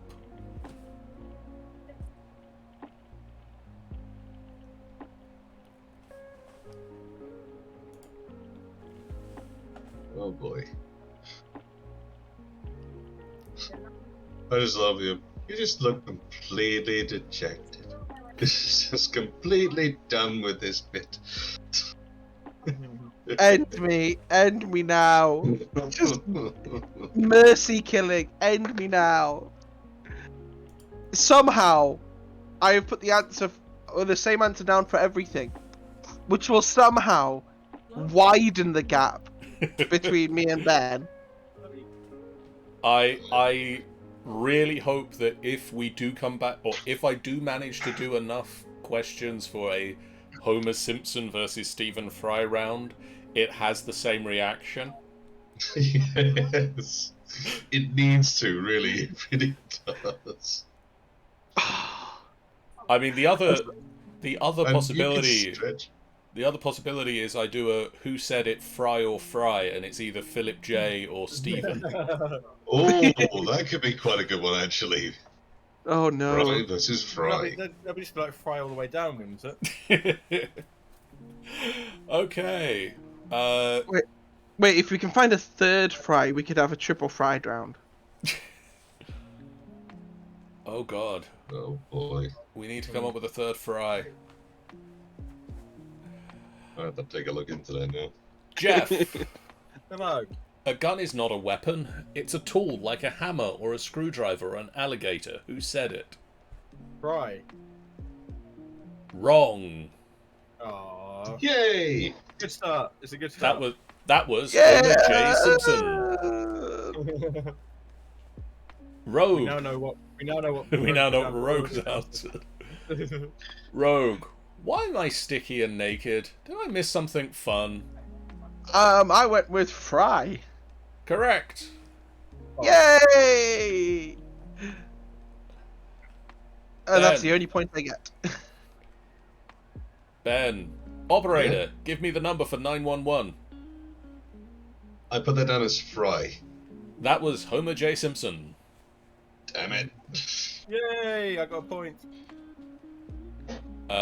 Jeff. People said Yeah. I was dumb, but I proved them. Homer. That was Philip J. Fry. Damn it. Rogue. What part of that do I understand? Fry? That was Philip J. Fry. Yay! Ben. If he's so smart, then how come he's dead? Fry. That was Homer J. Simpson. Damn. Worst part is, while I changed... Jeff. No one Yes. doesn't. Homer. That was Fry. No one doesn't. Yeah. How is this one of my best rounds? Rogue. Stupidity got us into this mess, and stupidity will get us out. That's definitely Fry. That is Homer J. Simpson. Oh, bollocks. That has to be a Philip. I'm Googling that. That has to be a Fry quote.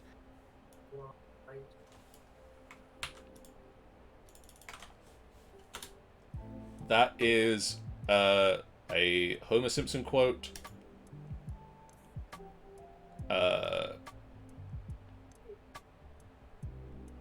Trying to see if I can find the episode. Oh, apparently you might have that quote wrong. Oh. Because apparently it might be, if stupidity got us into this mess, then why can't it get us out? It's not the same quote. But is it from Also, apparently it's been attributed to Will Rogers as well.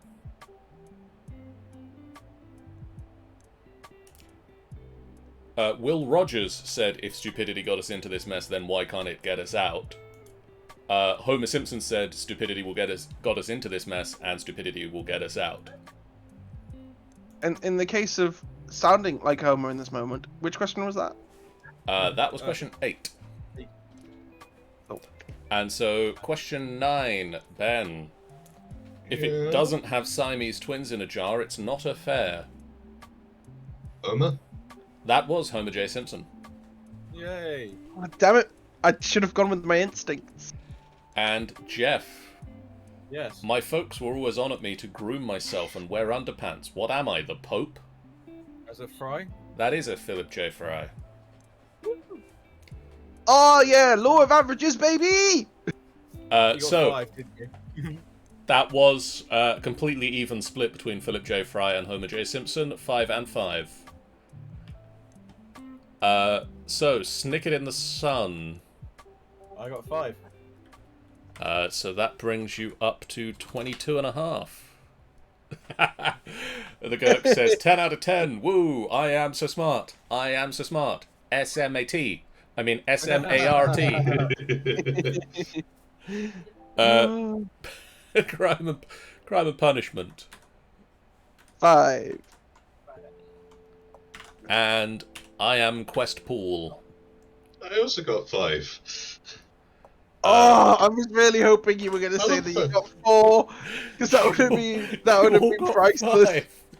That did nothing to the point differences. That round. The reply is, for a 50-50 round of practically a game of yes or no, we all literally got 5 out of the 10. We got half of them right, all of us. How Oh. is that possible? That seems statistically unlikely. Oh, I bet the funny thing will be is that we all have different answers, right and wrong. Yep. Yeah. Oh, I'm so annoyed. I wish I'd got. My first instinct on number 9 was to go for Homer, and it was just like, if it's not Fry, if this was Fry, and I lose a point because I broke the pattern, I'd hate myself. But I could have been in second. Yeah. No. Okay. Mind you, on the plus side, you get to decide the round the next time. Okay, Rogue. What is going to be one of the rounds of July?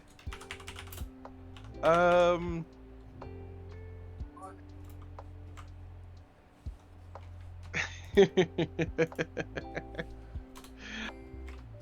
petty behavior of classical era Greek monarchies. What? Of No, that's too cruel. No, let's just go with classic Hellenic history. And I mean specifically classic. None of this ancient shit. classical history. No, classical Greek history. Classical Greek history. Is that before or after Assassin's Creed Odyssey?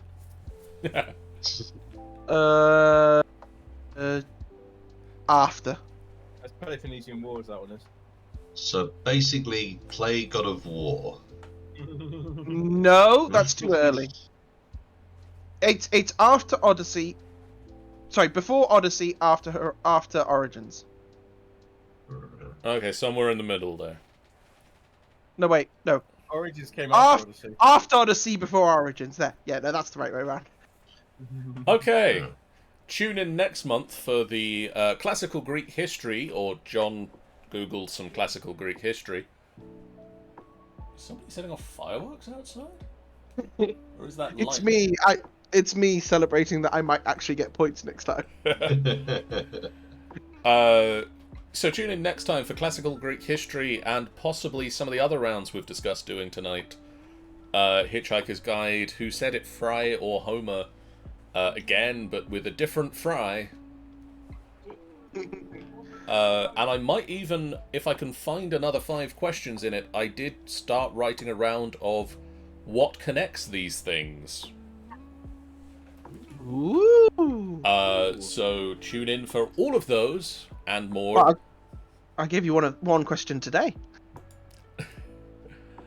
Next month, which will be hopefully The 9th.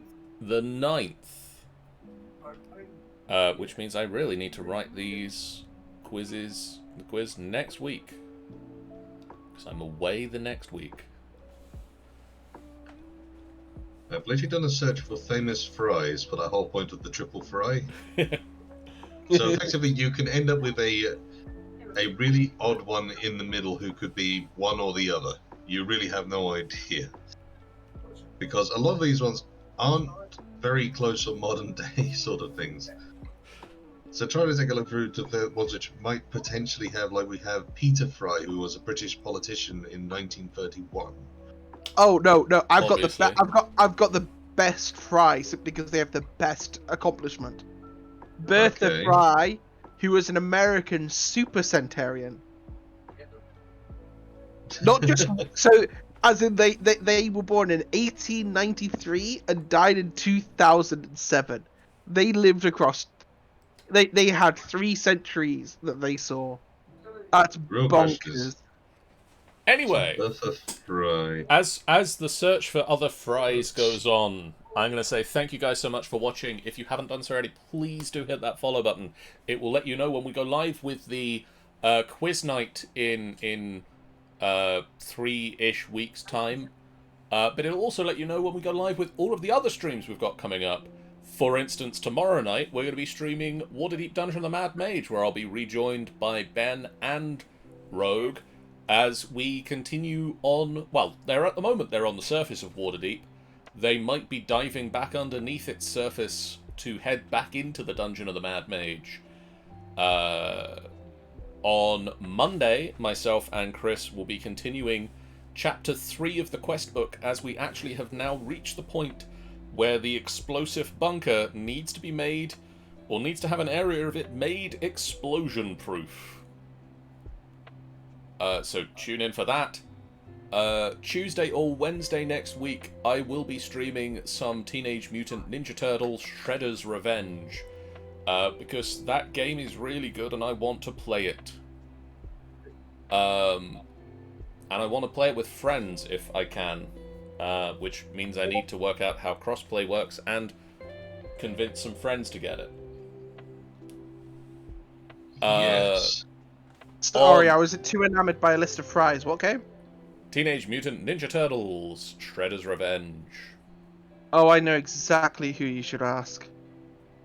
On Thursday next week, Angel should be playing some more Knights of the Old Republic. And then we do have a stream idea planned for Saturday nights, alternating with the quiz night. So that might happen next week if we can plan it in time. Tune in to find out if we do that or not. Alright. But in the meantime, we're gonna pass you over to Delirath, who is doing some Elden Ring. So go give some love to Deli. We'll see you guys again real soon. For now, so long. Bye, guys. Bye. Bye.